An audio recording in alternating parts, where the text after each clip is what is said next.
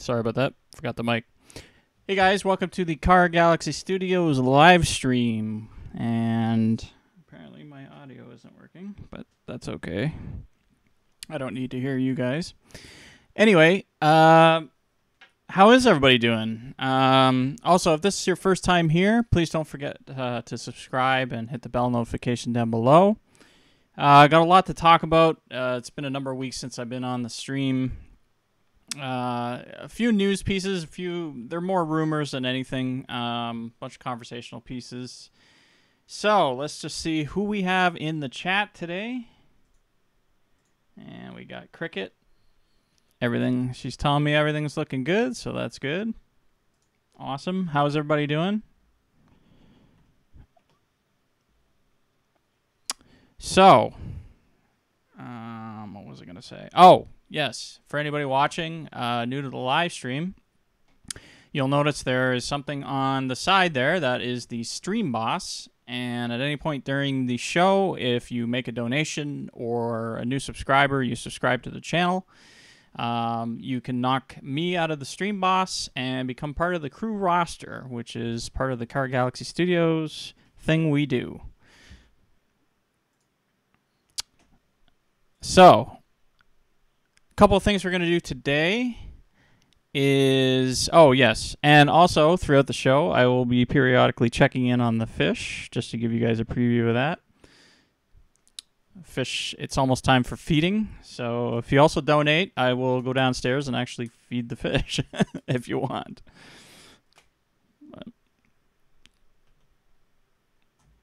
So lots to talk about. I've been reading. Well, let's first start out with Amazon, my Amazon cart. So I've been loading up on Kindle books, trying to figure out or delving into writing and story, trying to get a handle on how to write a script.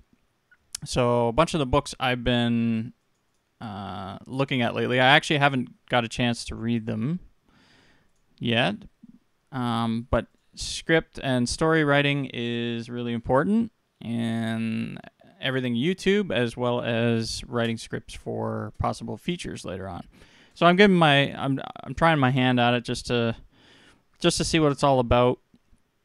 I have a few various story ideas that I'm working on. I have one for Star Trek that I'm working on.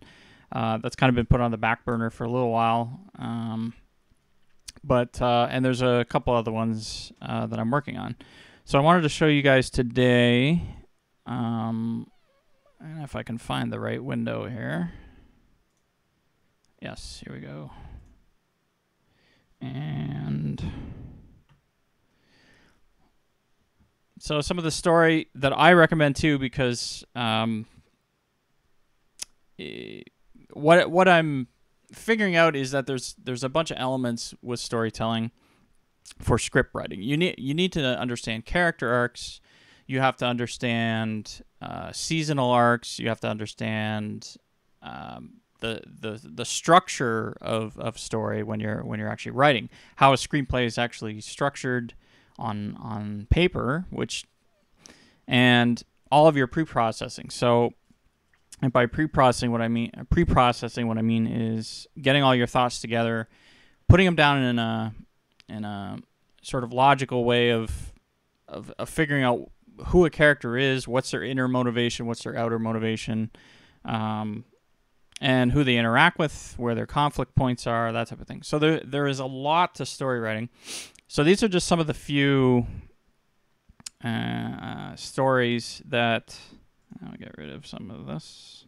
As you can see, some of the YouTube stuff keeps popping up all the time. I've been so distracted in the last month or so by everybody else's stuff. I need to get back to my own stuff. Hey, Dr. Sten, how's it going? Good to have you on the live stream. Today we're just taking a look at some of the story, and I'm getting into ebooks, A, because they're cheaper, and B, because I can basically just load them up on my phone and read them wherever I am, which is actually proving to be something that is actually good, because I find myself, if I'm in a doctor's appointment or something, I could just jump into the Kindle app on my Google phone, and then I got something to read. So So Lost Art of Story, Anatomy of Chaos, Transcripts, Art of the Story. That's the first one. Plotting, which is a for me, this is going to be a good one because it's more structural and talking about, sort of what has to happen where. So that's why I bought that one. And there's a couple ones here. Now, unfortunately, I can't click on these. I was looking at this before the stream. I don't know how to get into the Kindle. There was a screen on Amazon. I don't know. Maybe you guys know. Where you could show where your downloads were. This is the only one I could find. But anyway. So these kind of 6 plus one that I have in softcover, which is John Truby's The Anatomy of Story. That's also another one I'm going to be taking a look at. And for those of you that aren't subscribed to the Film Courage YouTube channel, check that out if you're interested in story, because they interview a lot of these authors on that show, and they go through a lot of information detailed about story. So yeah, it's true. So I don't know how many of you have actually looked at ebooks, Kindle, that type of thing. Hey, Flash, how's it going, guys? Good to see you in here today. So the ebook thing has really got me going because, for one, I live in a very small house, so having shelf space is kind of a problem, for one. So I was thinking, well, it'd be a good idea to have, if I'm going to buy a new book, I don't want, unless it's a book that has a lot of, artwork or visual, because I like those books. But for just a book that, you read it once and then it's just going to sit there, but it still has a lot of information value, or you need to go back and reference something. More and more, because we're in a search world with Google, that type of thing, ebooks are really good. And the thing is, the prices are a lot cheaper. So for $5, I think some of these were $5 in a book.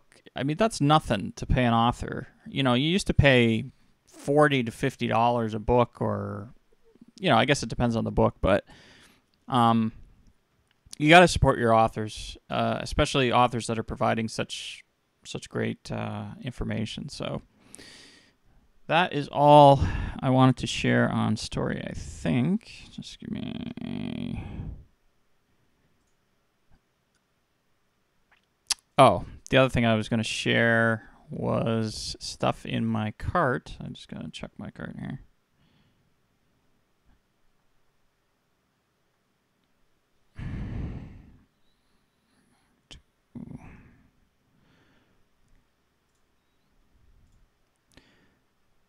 So typically what I do when I'm looking at gear, is Doug here? Oh, hey, Doug. How's it going, Doug? I didn't think you'd be up this early. What time is it there in Australia right now? That's awesome you could join.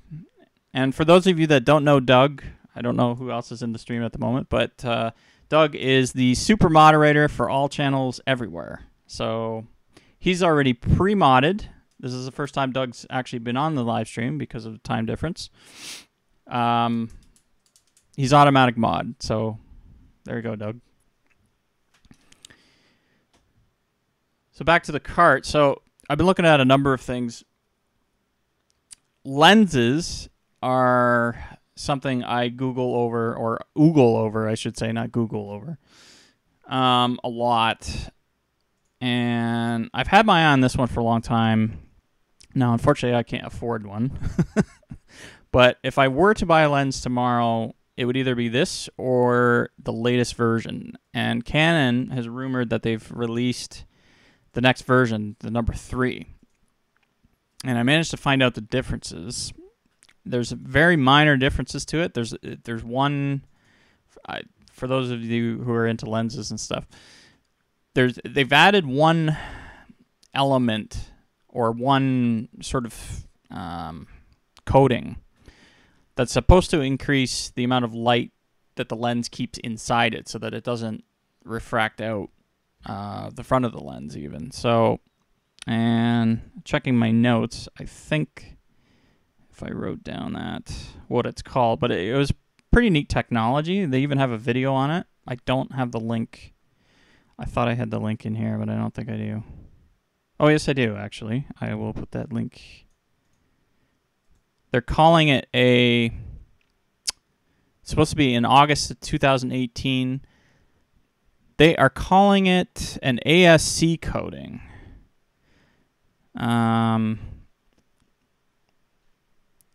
Anyway, here I will post the video down in the chat. You guys can check that out later if you're interested in Canon lenses and all.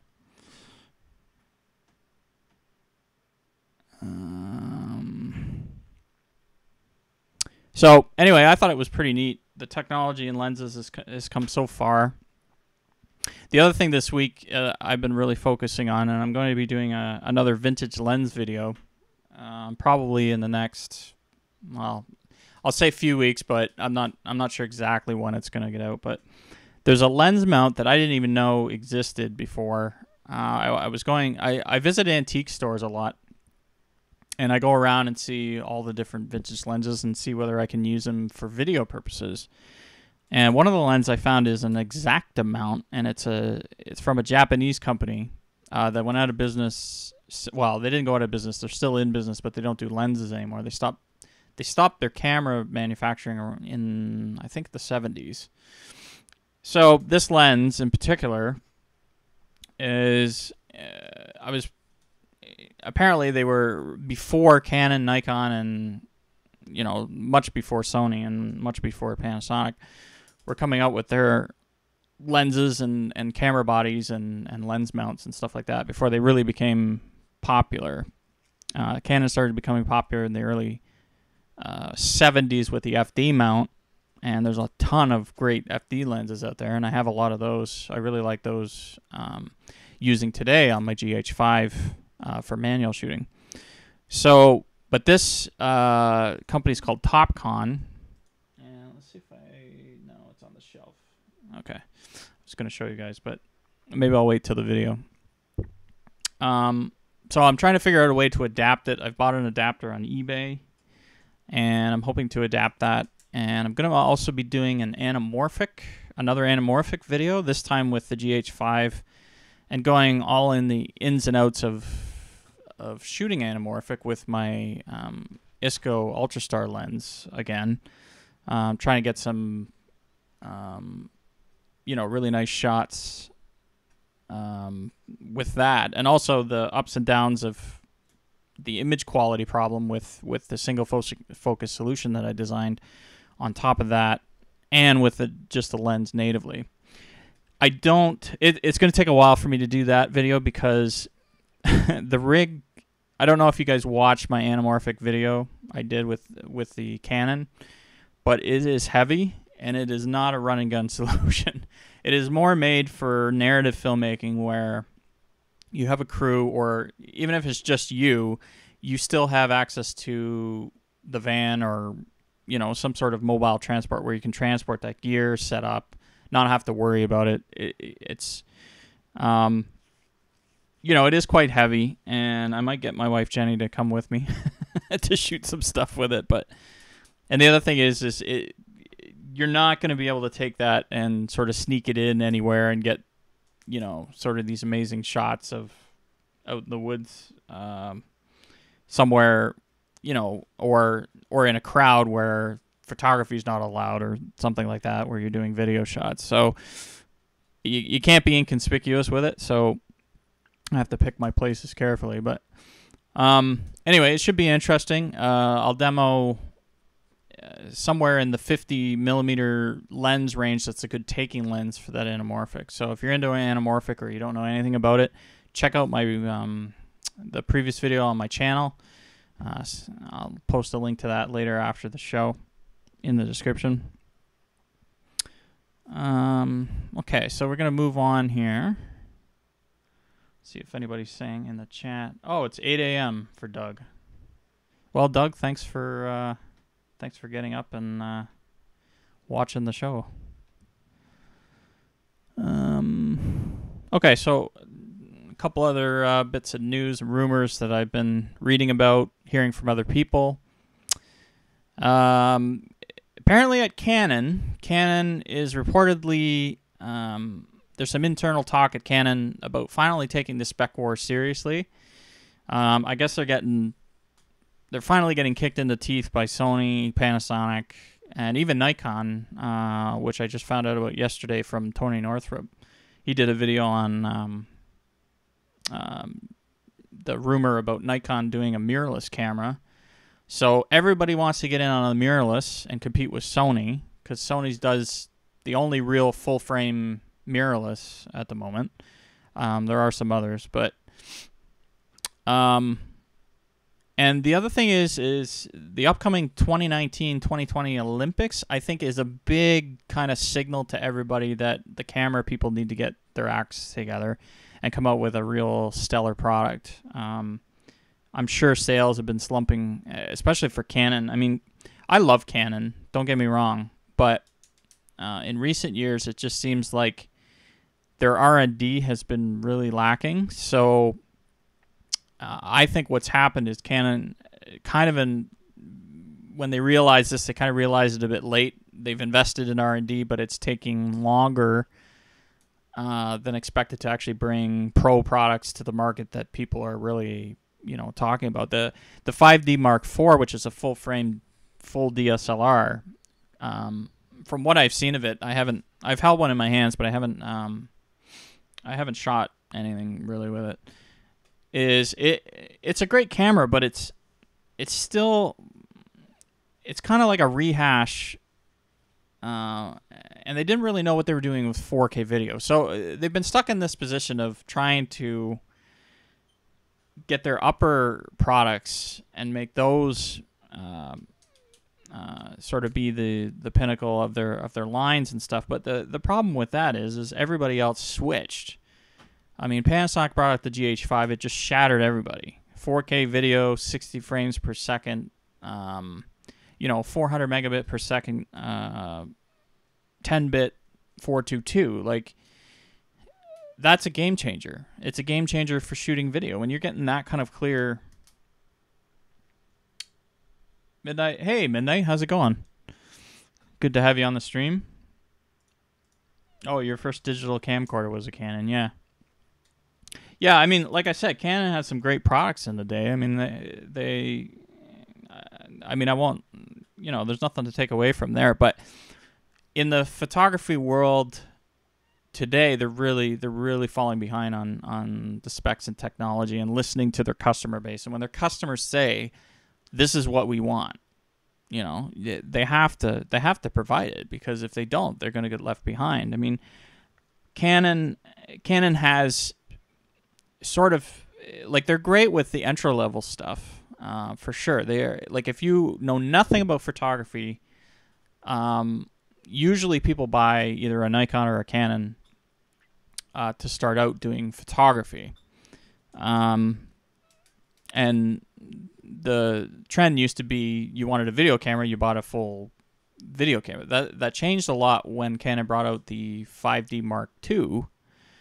Or the original 5D even, when they realized the video market in DSLRs was an actual thing. So Canon has dropped the ball on that because they haven't kept up with the other companies. Like, none of the Canons have in-body image stabilization, so they're lacking behind in that.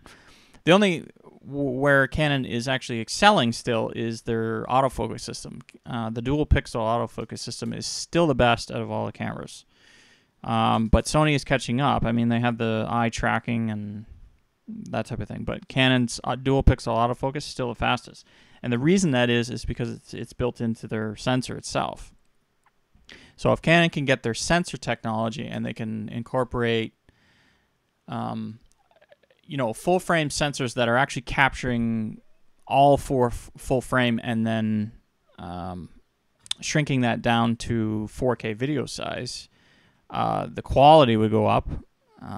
But they need to increase their processing power quite a bit to do that. And they also need to develop a new sensor with dual pixel autofocus built onto the sensor. I don't know if they're, and that's going to take a lot because, I mean, Sony, for those of you that don't know, Sony is the biggest sensor seller. I mean, that's how they made their money. They license out sensors. So Canon may be struggling in that area to try and get a sensor that is, you know, the sort of next gen for them. It's a lot of money. It's a lot of time. It's a lot of, so I understand the struggles for sure. And I would love to see Canon, if they come out with the 5D Mark V, for example, say next year, or, you know, if they brought out a whole new sensor and they could compete on the Sony A7S III, because that's also the A7S III is also going to be out probably this year, or at least we're hoping. Yeah, so that leads into the next rumor, which is the rumor might be around September in the Photokina show. The A7S III may show there. If not there, then it's probably going to be end of year or back in January 2019, I would guess. So let's see what's going on in the chat. Anything going on? And so I guess I should ask, what cameras are you guys using for doing most of your video? Which ones would you like to have?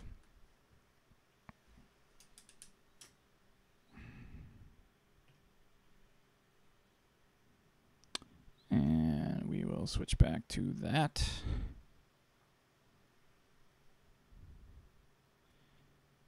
Yeah, a lot of people switch from Canon to Sony. See, I resisted the switch. And one of the main reasons is the Canon EF mount for the full frame lenses. Canon makes really good lenses. They're still top notch today. They compare with all of the top range lenses from Sony, Nikon, everybody. They're just brilliant. And if you're using their old stuff too, you can convert them and still use them. So, and the thing a lot of people don't understand too is that the Canon EF mount, when we talk about flange distance from the sensor, it's the most versatile mount because you can adapt an EF lens to other formats or to other camera systems more easily than going the other way for some of them. So what I mean by that is, like, I can use Canon lenses with the right adapter or speed booster on a Panasonic camera, or I can use the Canon lens on a Sony because there's EF to Sony mounts. Now, a lot of cases you're going from full frame to APS-C in some cases, or sometimes you're going from full frame to full frame. But what you can't do is you can't take, for example, you can't take a Sony lens and mount that to a Canon. That doesn't work. So Midnight Madness is saying his first camera was a Canon RHF 700, and you went to a Sony FD Rax 53. Okay, so that, I'm assuming that's a full video camera then. Yeah, I don't actually know those ones.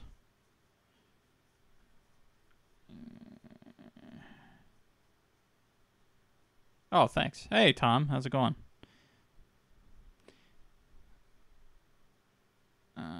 Sony Handycam. So Flash is saying he has a Sony Handycam DCR SX63, and a Canon Vixia HFR 800 camcorder. Okay. Yeah, there's a whole history of cameras I don't even know. Like, I started out back in the 80s with renting when I was a kid, basically. I'm dating myself now, but renting VHS camcorders, and I don't even know what that one was. And then we moved up to, I think the first camera I actually owned was actually a mini DV by the time I could afford one, and that was like early 2000s is when we actually bought one. After, like, before that we were just renting.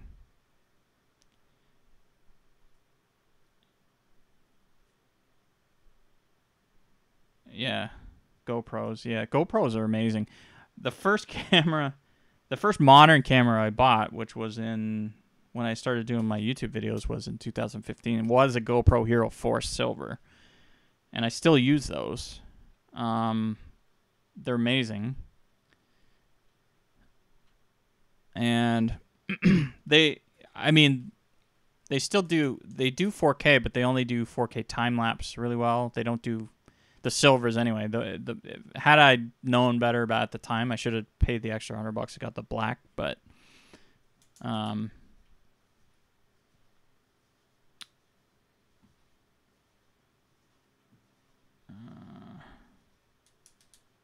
proper video camera DSLR mirrorless. Yeah, that's cool, Doug. Yeah, I mean, like I said, there's a ton of great cameras out there. I mean, if you guys, I don't know how many of you guys follow like Philip Bloom. He's an awesome camera guy, although he tends to review the higher end cameras. There's just a ton of options now. I mean, even your cell phone. I mean, the newer cell phones just blow me away. I don't have one. I have an old Galaxy S5 that actually is. We're viewing the Aqaurium on right here, and I mean, we're only doing 720 today, but like it can do 4K video, and oops, sorry about that. And some of the shots I took on my latest Vegas video were shot with the with the Samsung Galaxy S5, the phone, because I found it way more convenient. And in certain and also, like, I had left the camera back at the hotel room or something, and we were out for dinner or something. I'm like, oh, I don't have the camera here. Something happens. I just, shoot the 4K video on the phone, do a little image stabilization, change the contrast, a little bit of the, the color balancing and that type of thing. And it works in a pinch. If you got enough light, it doesn't work in low light at all, or shadows. So if you have a lot of contrast or shadows, it's not going to cut it. The lens, because of the lens size, even the modern cameras, they've gotten better, but you'll never, because of the physics of the optics, right? A DSLR is always, with the right lens, is always going to take a better video image.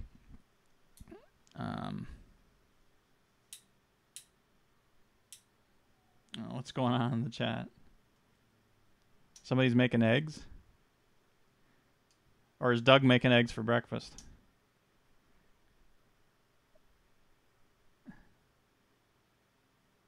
Jump on the Premiere thing. Oh yeah, Adobe Premiere. Tom, for sure. You can do so much with the Adobe Creative Cloud system. You'll have to excuse me. I have some light coming in here. It's messing up my green screen. There we go. That's better.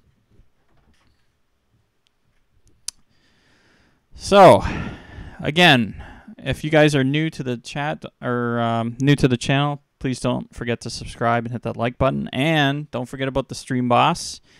Nobody's knocked me off yet. I had one new subscriber before I actually started streaming, so that's why the Stream Boss is actually a little bit lower there.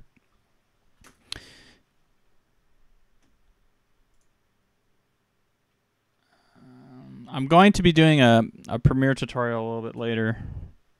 Just a quick one on time remapping. I use it all the time, and it's kind of cool. It's cool and hidden at the same time. I knew it was possible in Premiere, but until I watched another tutorial on it, I didn't realize how simple it is in Premiere to do a time remap. So, if anybody's interested in that one, stick around.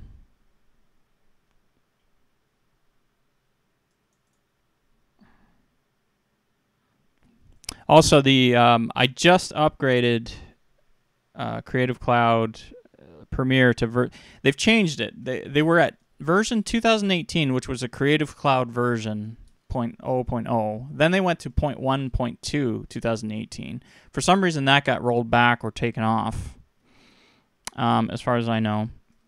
And now they've changed the version number to 12.1.2.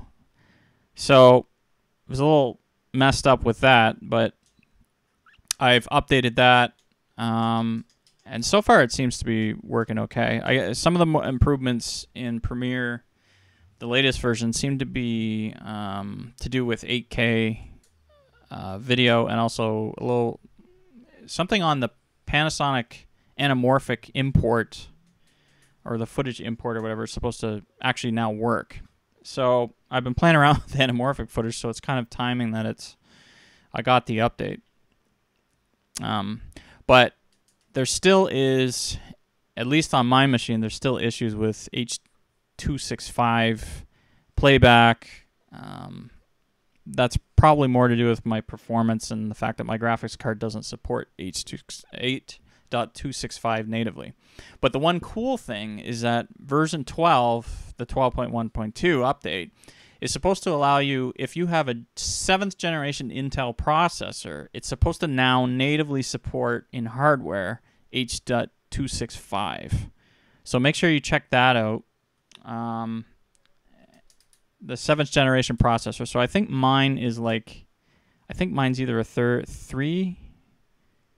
generation or 4th generation Core i7. So it doesn't help me in that case, but for those of you that have a newer computer, that should help you with the newer codec.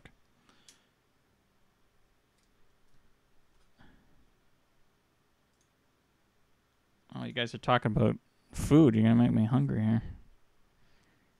Oh, okay. So Cricket's talking about her diet, and you went big on omega-3s, low carb, high protein, and healthy fats. Yeah, that's good. You know what? One thing I found, like, I've fallen off the wagon, but one thing I found is just cutting out the sugar in the diet, or the full sodas and iced teas and stuff. That makes a huge difference. I got to get back to that. I have a real spot for sodas and stuff like that. So I know Doug does too. Doug likes his soda.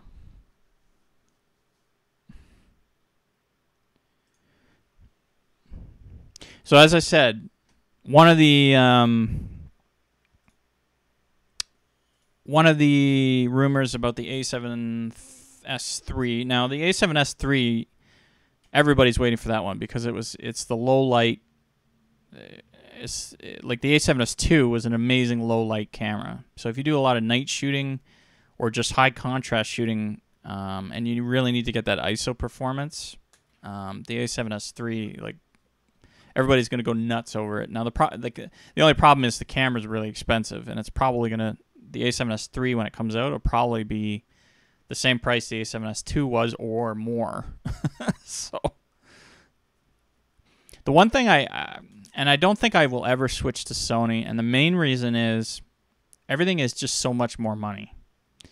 I mean, the G Master lenses, I took a look at some of them, and I just couldn't believe some of the costs of them. And also, when you invest in one system, to give up a whole system to another, you're going to be paying a lot more money. And for people on a budget like me, you don't want to switch a whole system if you don't have to. But that being said, there are some really nice G Master lenses. The other thing I kind of don't like about the Sonys is the menu system. I picked one up at Best Buy, was playing around with it for a while, and I just could not. I mean, the flip screen that doesn't tilt. I mean, it's, the fact that I like Canon is because of the tilt screen. You can tilt it right around, see what you're shooting if you're, out somewhere. The Panasonic GH5, which I shot in the airport in one of my previous videos, I used the screen to see how my framing was. Now I kind of messed up the framing a little bit, but it let me know that things were in focus. You can't do that with a Sony. You need an external recorder, and who wants to do that when you're traveling? So, however, they do have great image quality on the Sonys. Their sensors are, like I said, they're the ones providing sensors to a lot of other cameras. I think Nikon uses some of the Sony sensors. Oh, also the overheating and the battery life issues too. I'm waiting to see the reviews come out for the A7 and S3 and whether all that has been fixed. The Sony A7 III, I think it is, has a newer style battery. It's a lot bigger. Tony Northrup did a great review on that one. I'm hoping they incorporate that into the A7 S3.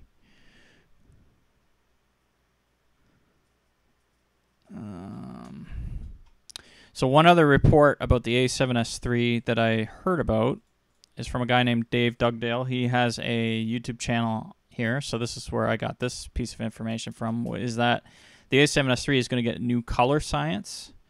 It's going to get passed down from some of the higher lines. So typically what the manufacturers will do is their highest line will slowly pass technology down to the sort of pro DSLR, pro consumer markets and stuff over time. Just like in Canon world, the 1DX, was it Mark 1 or something?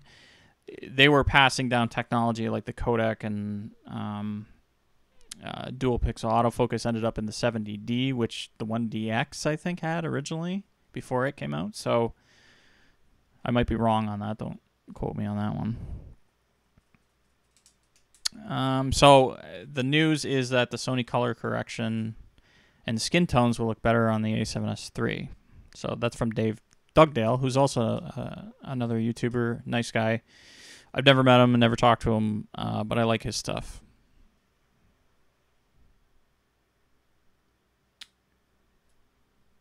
The A7, no, when I talk about A7S, I'm talking about Sony's camera.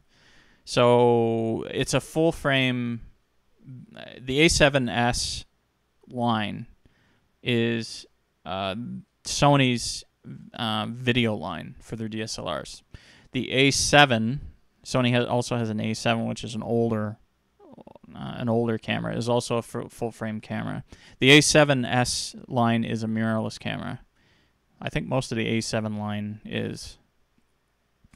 But the A9 was just released, what, last year or something? So it's also, I think it's mirrorless. Should be. I don't think Sony is making...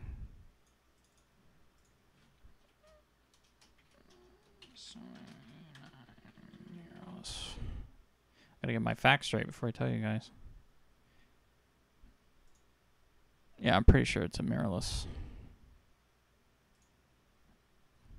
Again, I'm not well versed in the Sony end of things. Yeah, just by looking at it, it's a mirrorless camera. So when we talk about mirrorless versus in the DSLR world, a typical DSLR has a mirror in it. Let me rephrase that.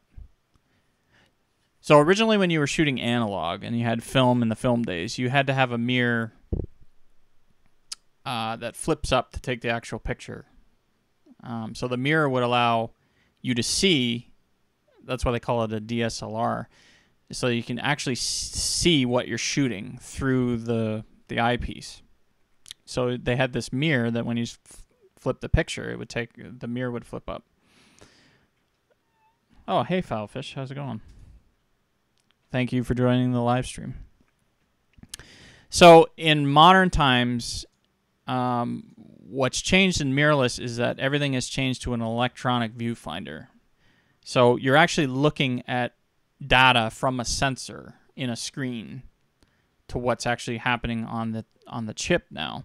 So you don't need that mirror to flip up anymore. And that saves space. It allows you not to have such a complicated eyepiece system. You know, there's a lot of different reasons for it. It saves weight. It saves repairs because in a full DSLR, after a while, the mirror system can wear out. And there's a bunch of other things with it. So everybody has gone mirrorless to save weight, save repairs, to save higher quality and higher frame rates and that type of thing. So that's why everybody's on the move to go mirrorless completely. Excuse me. Okay, so I already talked about the Canon 70 to 200 millimeter f2.8 IS3 zoom lens with the new coating, and I posted that before. Oh, another thing. So this is not camera related; it's gear related. Elgato has released the Stream Deck update 3.1. 2 new powerful features: the timer mode. So you press a button and a countdown is displayed on your Stream Deck itself, and then it can do something. So it usually plays a sound, for example. So that's kind of neat. So if you're, I think I programmed one in here. Let's see, where'd I put it? No. Might have been in scenes. No. Sound effects. Nope. Apps. Oh yeah, I did a 62-minute timer. So at the end of this 2 minutes, I've pressed it. Now the only downside to this, I haven't figured out, it doesn't display the timer on screen. So you guys won't know, but you'll hear some kind of sound after the 2 minute. 2 minutes is up. Right now we're at about 1 minute 40. So I haven't figured out how exactly to use it. Like, it's good for sort of keeping yourself on time, I guess.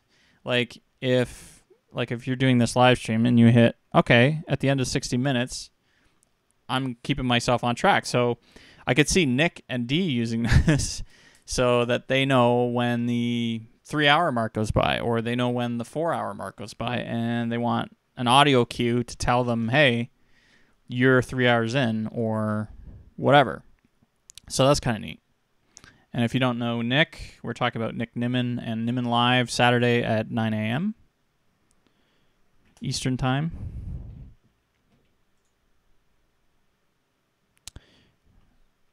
So let's see what's going on in the chat.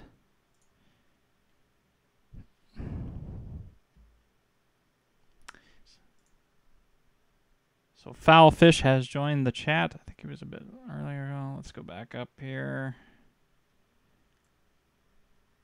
So I'm curious, what did Doug have for breakfast? Anything good? What does everybody else like to eat for breakfast?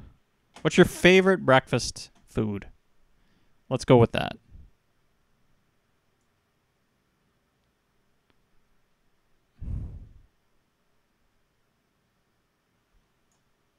Okay.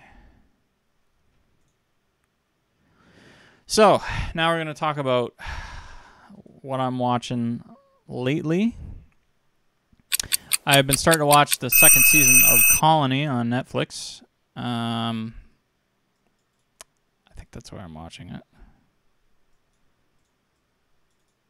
Anyway, it's a good show. If you haven't checked that out, check it out.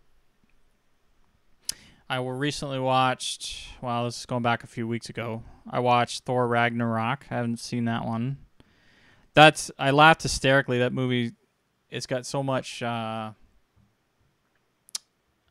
sarcasm in it. And my wife and I really like the sarcasm. It's just, we had to laugh a lot.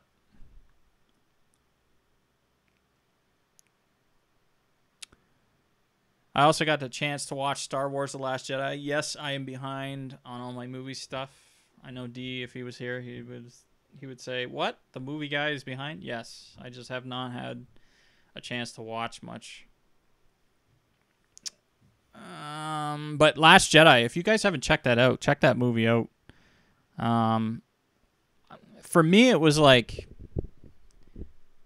it's the first Star Wars movie since the originals that I kind of watched it and went, yeah, this is a good movie. It brought everything back that was really Star Wars to me in the films. So yeah, I'd recommend that. The only thing I don't like is that they did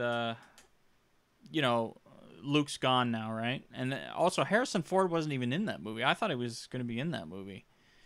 He wasn't in the movie. I don't know if that's because if it's the next movie I'm thinking of, or because I remember them saying J.J. Abrams actually, like, he broke his leg during the filming of one of them. So I don't know if that all got cut or in that movie, or that's a different movie. So you guys can let me know. We also watched Murder on the Orient Express, the Agatha Christie, I guess the remake of that movie. That's a very slow moving movie. I was expecting a lot more sort of action. I liked the movie. It had a really good feel to the movie, and the ending, I won't spoil it for you guys that you haven't seen it, but there is kind of a twist, and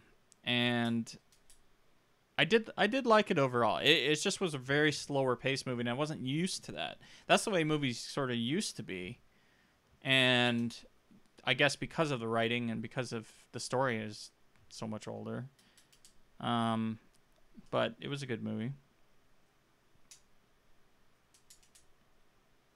Also, just finished Star Trek Enterprise again. I think I've watched that like 6 times on Netflix. So let's see. Everybody's saying their favorite breakfast. So Dr. Sten is omelet. Crickets is 3 eggs scrambled and an avocado and coffee every morning. But it's more like brunch. Okay. After I wake up, switching a ton of water. Yeah. Some people just can't eat in the morning. It's tough. I mean, you really have to get your three meals in a day, but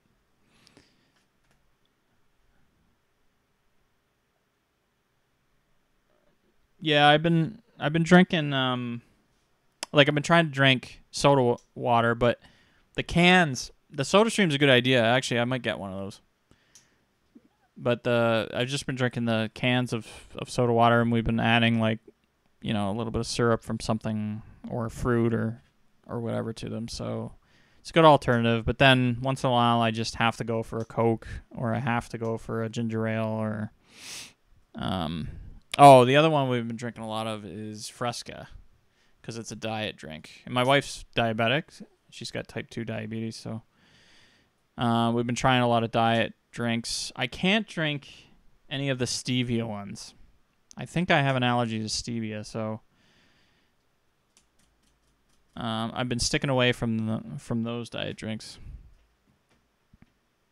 I don't know. What's your favorite drinks out there? Like, if you guys a soda drinker, or you guys just water? I drink a lot of water all the time.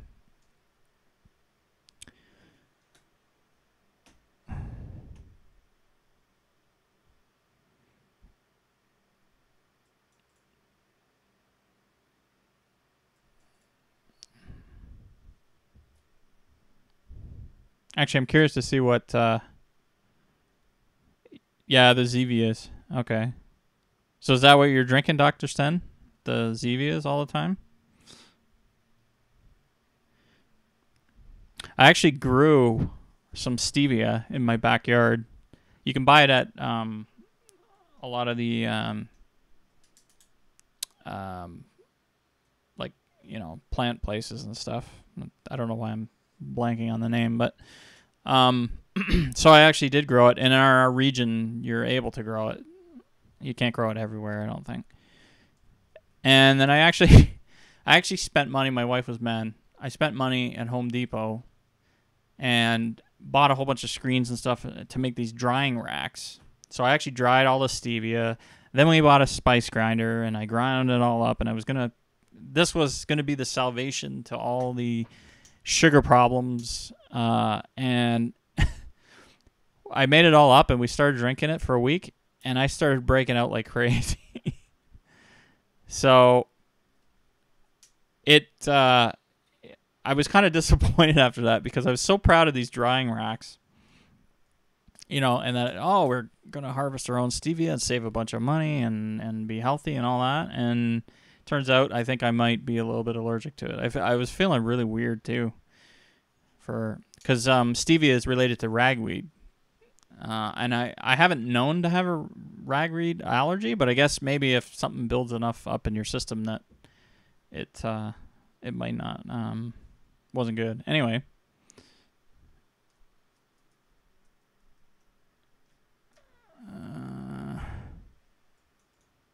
Oops. So, some more rumors. And for you Star Trek lovers out there.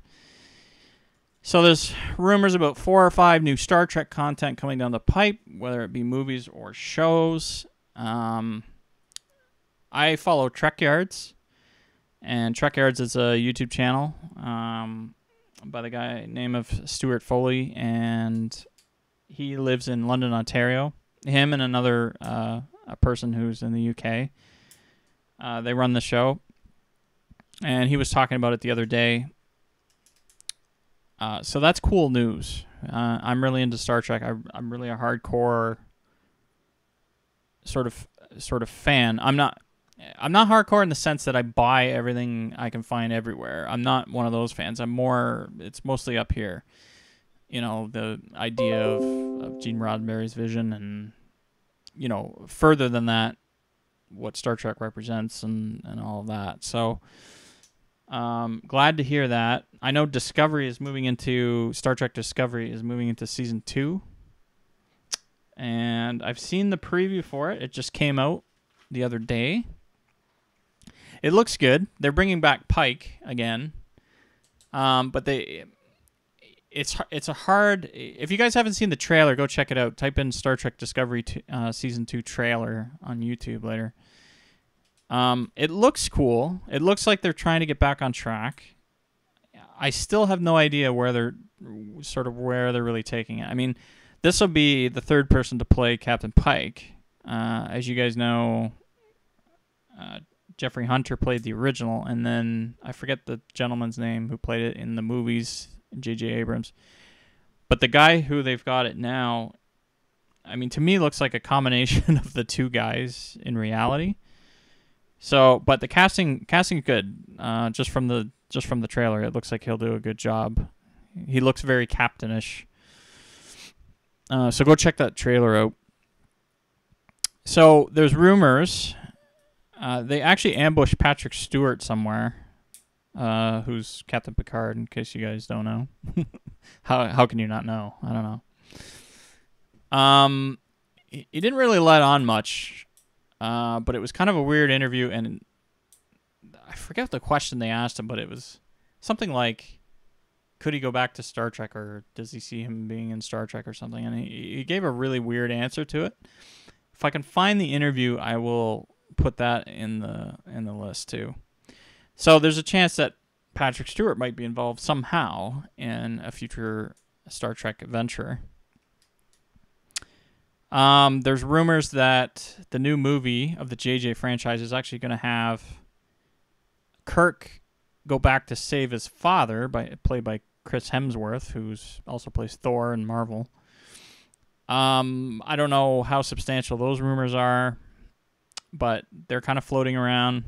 There's also a second movie possibility that we don't know about, that Quentin Tarantino may have directed or is directing on a Trek movie. That may be the one that Kirk goes back to save his father, or it could be something completely different. So we don't know what's coming down the pipe there. And then another rumor is that they might be doing a show with Star Trek, like sort of a Star Trek Academy idea, where they take a younger cast, they put them through the Academy, and during different time periods, and that would happen. That would be really cool, but it's been floating around for so long that it's probably more of a rumor rather than a reality for that idea. However, that would be cool. So the other thing that I noticed recently is that Jonathan Frakes, who, as you all know, has directed and acted, and he played Commander Riker, #1, in Star Trek The Next Generation, was in Toronto about, what was it, a month and a half ago now? And he posted to Twitter and said, "Where am I now?" And, of course, he points up, and it's, you know, it's clearly the CN Tower in Toronto. So Star Trek Discovery is being filmed in Toronto, and it has been filmed in Toronto since season 1. So we don't know if it's just because he's directing more episodes, or whether they're doing something else, a different show as well. Marina Sirtis was also there in the picture, so that's kind of cool. So I can't wait to see what's going on with that. So season 2 of Discovery, I'm going to be paying more attention, even though it's not, they've completely kind of gone off. Yes, I'm a nerd. I just saw Cricket say that. Star Trek's my thing. Sorry. Anyway, so that's the Star Trek news there. Like I said, go check out the Star Trek Discovery trailer if you're into that. Okay, so I only got a couple more things left here. So we're going to do a quick Premiere tutorial. And I'm just going to show you guys how to do a simple time remapping. Let's see if we're going to the... Yep. That's... Oh, don't want to do that. So I got a piece of footage here. And this is my Premiere Pro. Now you guys will notice, I never mentioned this before, but I have a custom layout here.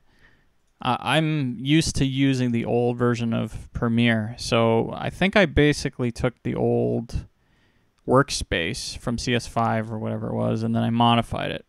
And I've created my own sort of workspace for this and for color correction. So when you open Premiere, it's going to look different than this. This is just how I've laid out how I work. Oh, see you, Dr. Sten. Thanks for joining. Let's see who we still have on the...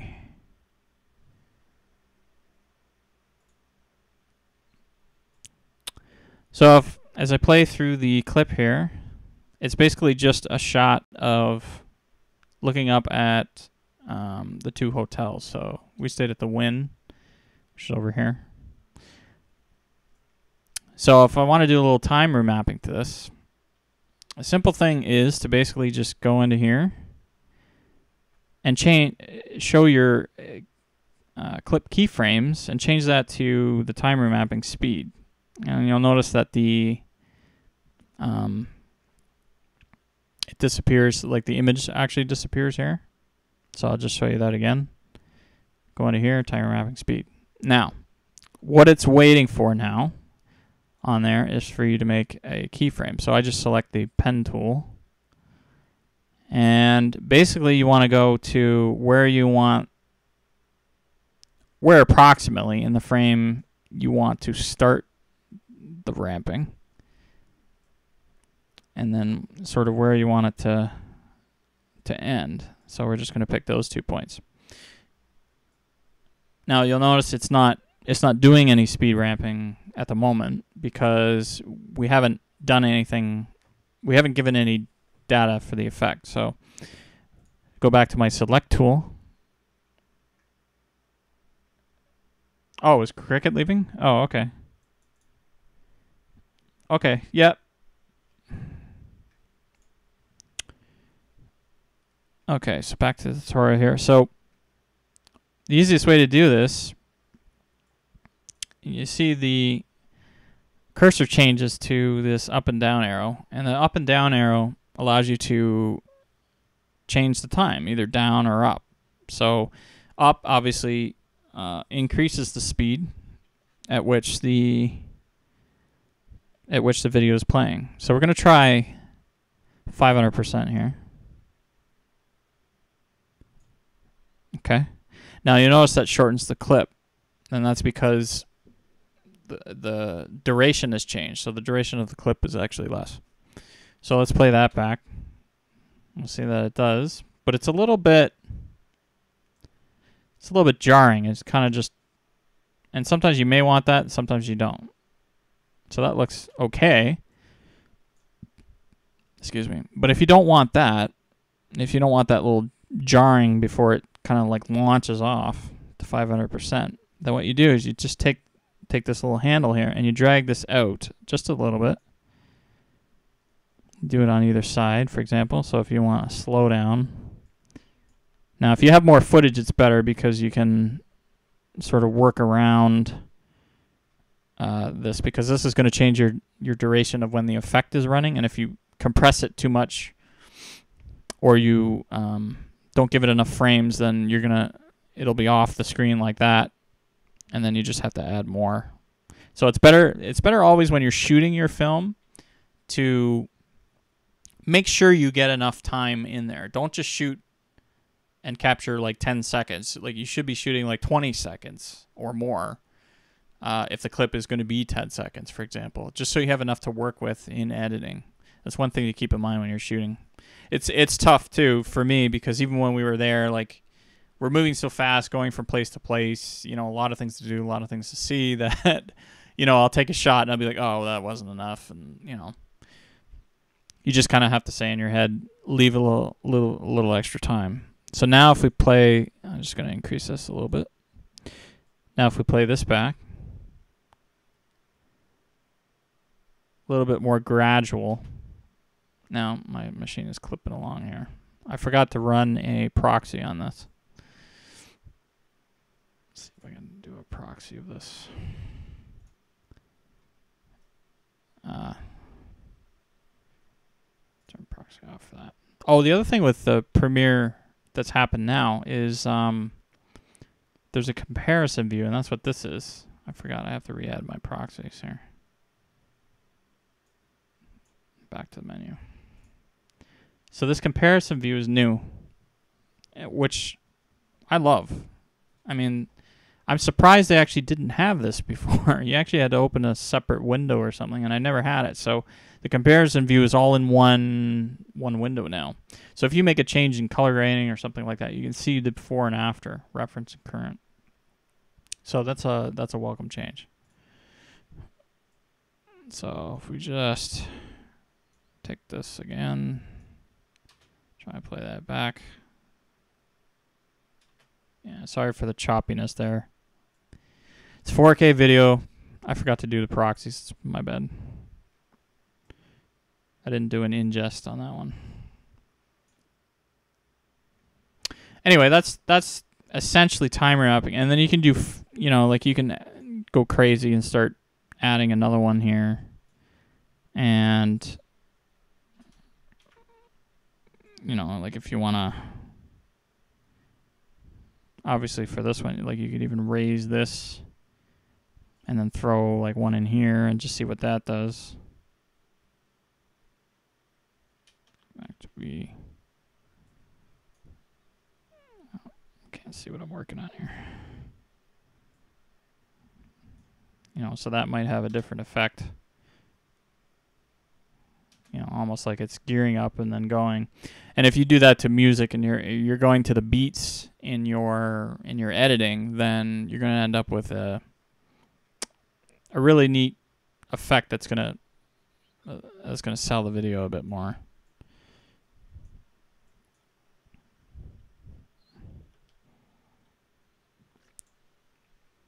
Okay. All right. So that was the tutorial. Hope you guys found that useful. And our last thing of the day is impressions. And just find the window.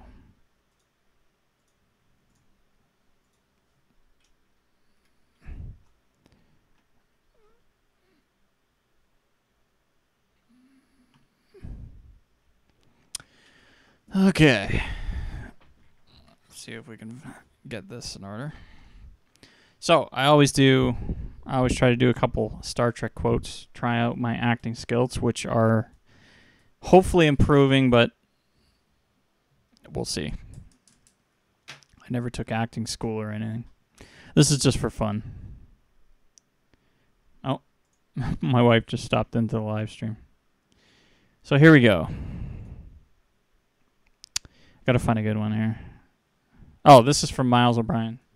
I am part Irish, so maybe this one will ring with me. See if I can channel DS9. All right.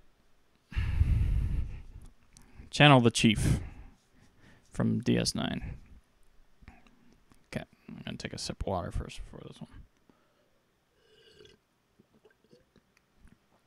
one. All right. Here we go. It's not you I hate, Cardassian. I hate what I became because of you. That was okay. So that's that one. Now that episode, I remember specifically. That's one of the early Cardassian episodes where the chief at this point he's on the Enterprise, and he has to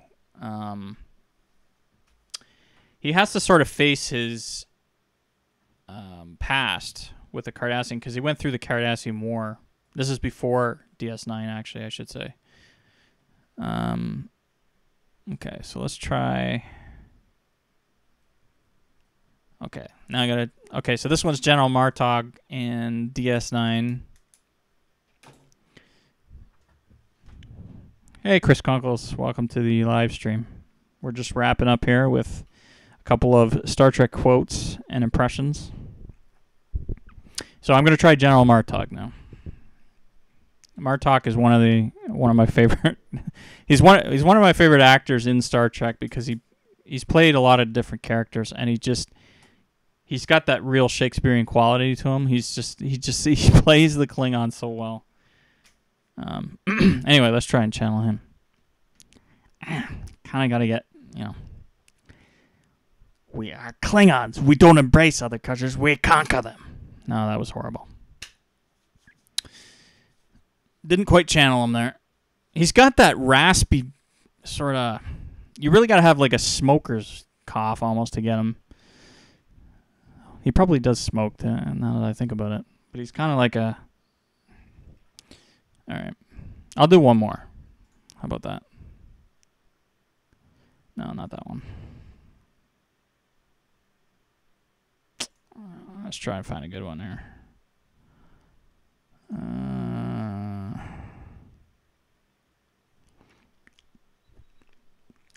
I'm horrible with English accents, but... Okay, so this is Captain Jean-Luc Picard in The Offspring.